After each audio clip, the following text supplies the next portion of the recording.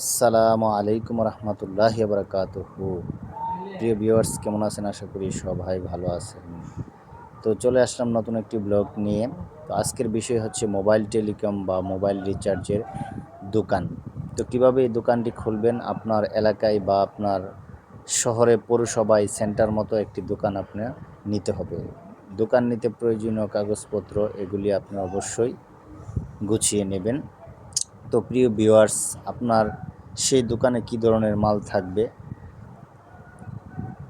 মোবাইলের back cover, screen glass, charger, EarPod, Bluetooth, বিভিন্ন আপনার পাওয়ার ব্যাংক, এই ধরনের সামান আপনি রাখতে পারেন।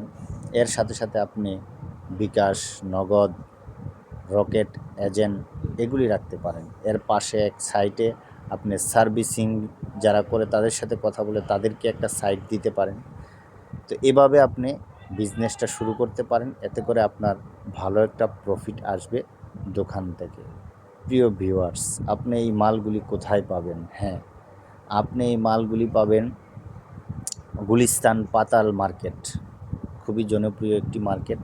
এখানে আপনার প্রয়োজনীয় যতগুলো প্রোডাক্ট লাগে ওখান থেকে আপনি নিতে পারবেন। দ্বিতীয়ত আরেকটি মার্কেট আছে গুলিস্তান, আপনার বিআরটিসি যে কাউন্টার আছে এটার অপোজিটে সুন্দরবন স্কোয়ার একটি মার্কেট আছে। এটার 4 তলার মধ্যে এই সমস্ত আপনার প্রোডাক্টগুলি আপনি পেয়ে যাবেন। ওখান থেকে পাইকারি ঘুরে ঘুরে পাইকারি কম দামে কিনে আপনি আপনার শহরে বা আপনার পৌরসভায় আপনার যে দোকান নেবেন সেখানে আপনি কম দামে সেল করতে পারবেন।